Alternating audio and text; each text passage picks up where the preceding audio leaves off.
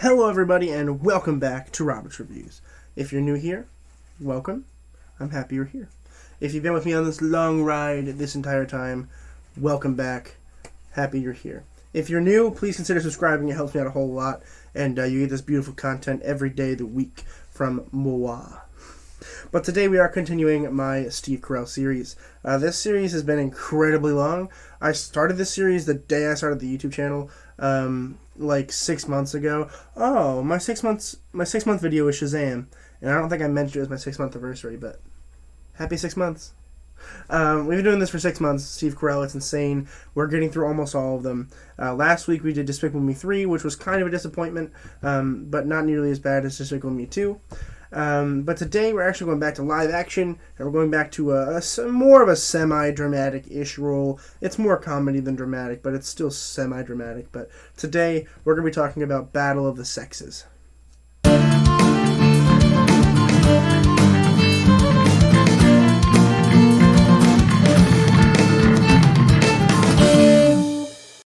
Battle of the Sexes was released in 2017. It was written by Simon Beaufoy and directed by Valerie Fairey and Jonathan Dayton. This movie is interesting in terms of me liking it, sort of. If you haven't seen this movie, first of all, it's not on any streaming services as far as I'm aware. As of March 2nd, there are. It's not on any. I had to rent it for $4 on YouTube, but I did do that because I'm committed to finishing this series. But essentially, it's about tennis players, sort of. It's not really about tennis. There's not a whole lot of tennis, but it's about tennis players. Okay, and essentially, there's this girl. Her name is Billie Jean King, and she's a very phenomenal tennis player.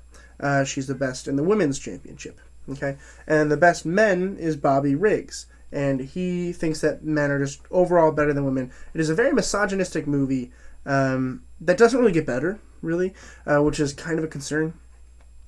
But essentially, it's about Bobby Riggs challenging Billie Jean here and saying, "Hey, I'm going to challenge you because I believe I can beat you because I'm a man." And then she rises to the challenge and beats him. But he's also, like 30 years older than him, so there's that. So there's that. This movie's hard to think about, right? Because it's a very misogynistic movie, right? Like, Steve Carell's character and all the men in this movie really are all like, "Hey, we're better than you," right? And so at the end of the movie, when she beats him, you feel like you're going to get somewhere where, like, they're going to admit that girls are equal. They never really do. It's really up to us to decide how the end of the movie happens. It's not really ambiguous per se, but it's not ambiguous. It's ambiguous to the point where, like, I feel like the conclusion should have been a little bit more better. It's hard to say, especially considering we also get a lot of LGBTQ feelings in here with the main character who is married to a guy, falls in love with a woman and realizes that she's a lesbian, which in the end of the movie it does tell you that she goes on to marry her, which is nice. It's a nice little touch. I believe it is based on a true story. So there's that, I guess. It didn't really feel very real. Mainly because they didn't show much tennis. Okay, now I love sports movies. I hate sports. I can't do them. That's why I don't really like them very much. But I like sports films, right? Like I do. So here's where it gets complicated, right? It's not a sports movie, but it is a sports movie, and it's not a drama, but it is a drama, right? Because it's also comedy, because Steve Carell's there, and as much as I like him when he plays dramatic stuff, it's more comedic than anything else, right? He's funny, sort of, in a misogynistic, not very funny way. I don't think his performance is up to par with anyone else's in the films. Emma Stone's performance is really solid, and I think the movie itself was really good. I just didn't like it. I think that the techniques, the cinematography techniques, and the storytelling techniques are really, really smart. I just didn't like it. I wish there was more tennis. I wish the stakes were a little higher, and I wish the conclusion was better. The conclusion was very weak. And it takes a long time to build up to this thing, too, where, like, for the first, 45 minutes, we don't really see Steve Carell's character, and it's like, where are we going with this? I wish it was a more bigger build-up, right? Like, we had 45 minutes where we were learning about Billie Jean, really, basically being kicked off of her team because she wants to join a women's team and all that stuff, because she believes that women should be paid equally, which they should be. It's it's a whole wide range of complicated interconnectivities here that don't make sense. Unfortunately, this movie could be really, really good. It had every opportunity to be good. It was a movie about tennis, which are popular now, at least. And also, it's a movie about women empowerment and all that stuff. It has every right to be a very good movie, and it just kind of wasn't. It fell short of that top list of really fantastic movies about this same subject. Like Freeheld, for example, is about a similar subject about women's rights, but it's more about LGBTQ rights than women's rights. I tend to like LGBTQ movies more than women's rights movies, mainly because I think they're just done better. I've seen a lot of women's rights movies that just don't quite capture the essence of what we're going for here, and I think this is also one of them, where they're like, oh yes, we want women's rights, and then they fail to get it, sort of. They do what they believe is their goal, but they don't achieve the actual thing, which is frustrating for me, and I'm not even a woman, so it's really, really hard to watch in terms of progression. And in this movie, it is about progression. It's about her getting paid equally, it's about her, being strong as a man, but we don't really see the resolution because they didn't make the conclusion good enough. So it was really complicated and really sad and annoying, in my opinion. Overall, again, it's not a bad movie. Like, it's watchable. I might watch it again in like 20 years. But it's far from the best film I've ever seen, which is, normal at this point, but also kind of sad. Let's go ahead and talk about the acting real quick. I do believe a lot of the performances were really good. Some of them were not very good, but whatever. Emma Stone as Billie Jean King.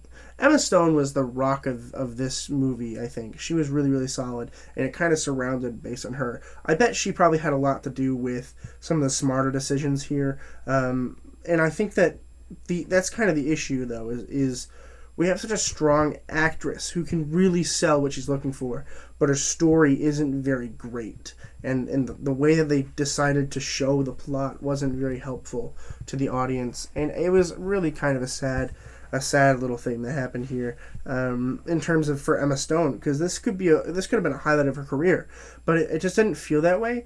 And I think a lot of it has to do with like her supporting actor just wasn't very good. I think Emma Stone was almost flawless in this film, but not a lot of people are going to see it because it's not that great of a movie. Steve Carell as Bobby Riggs. Not very good. First of all, wouldn't have recommended it in the first place. He doesn't have... I don't know how to exactly explain it, but I'm really frustrated with Steve Carell at this point of his career. Because, I watch The Office, like, a lot. I love The Office.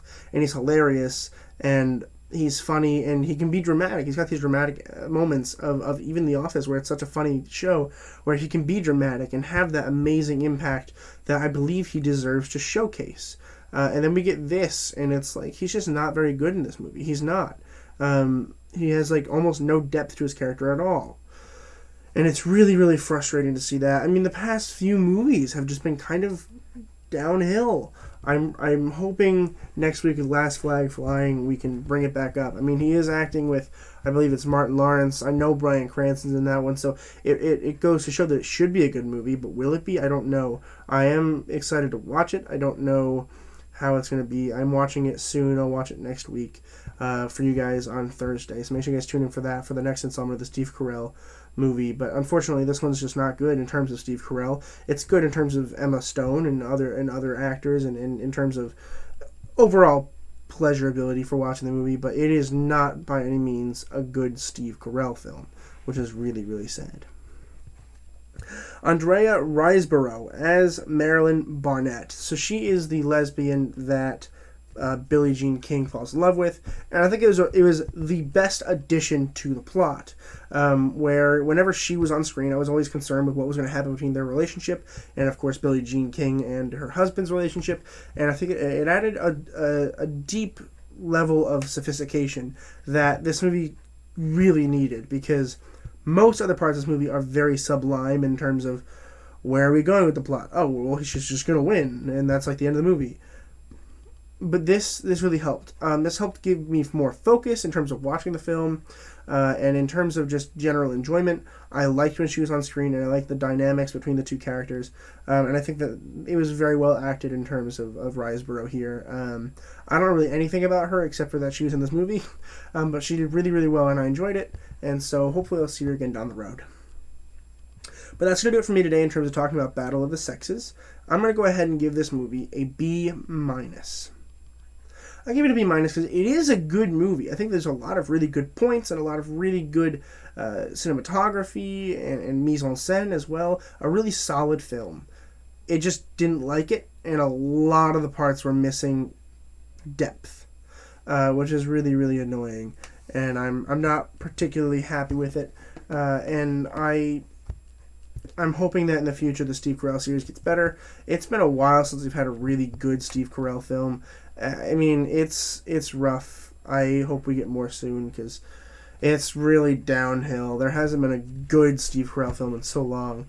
I know that coming up there's going to be a couple good ones. I mean, I haven't seen Last Night Flying yet. I watched Beautiful Boy when it came out, a couple years ago, and I liked it a lot. I don't know if I'm going to like it now that I've seen all those other films, but I did like it. Vice, I haven't seen it yet, but it looks okay at least. Welcome to Marwen, I watched when it came out in theaters, and it was okay. And then Irresistible came out, I think it was last year, 2020, and that's the last movie he's been in, so hopefully that's good too, but I don't really have high hopes if I'm being totally honest with you. But that's going to do it for me today. Please consider subscribing if you're not subscribed. It'd be a huge, huge help. We're really getting somewhere. We're going a long way with this thing, and stick along for the ride because we're doing a lot this year. We're doing all the Harry Potter movies. We're starting Star Wars. We're not ending Star Wars, but we're starting Star Wars. We're going to start Steven Spielberg, Quentin Tarantino. What else are we doing this year? We're doing a heck of a lot this year.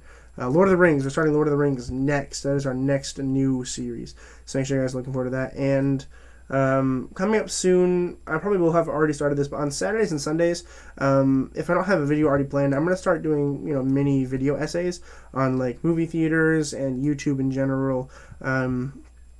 Because as much as this is a movie review channel, it's also an educational channel. That is what I'm trying to advocate for. It's supposed to be a funny channel. It's supposed to be like a relaxed channel where you can watch and learn about movies and learn about filmmaking. But I do want it to be educational, and so I think I'm going to start doing video essays. And also my video essays have done really well in the past, like when I talked about changing my major and going to college and all that stuff. People really liked those, so I'm going to continue to do those. If you guys like them, please consider liking this video, subscribing, commenting what you want to see next, and as always, keep watching movies and television, stay educated, and I'll see you guys in the next video.